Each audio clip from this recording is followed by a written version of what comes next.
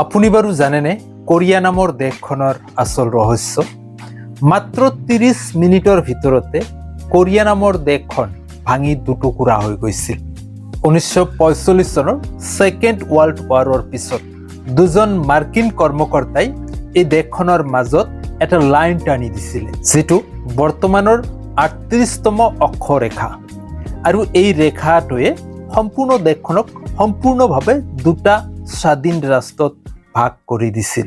উত্তৰৰ অংশটোৰ নাম হয় উত্তৰ কোৰিয়া আৰু দক্ষিণৰ অংশটোৰ নাম হয় দক্ষিণ কোৰিয়া। পৰৱৰ্তী সময়ত দুয়োখন দেশে দুটা লক্ষ্য স্থিৰ কৰি গতি কৰিবলৈ আৰম্ভ কৰে। যদিও এটা দেশৰ পৰা সৃষ্টি হৈছে, তথাপিও দুয়োখন দেশৰ যিটো গতিবিধি সম্পূৰ্ণৰূপে বেলেগ বেলেগ দুটা দিশত গতি কৰিছিলে।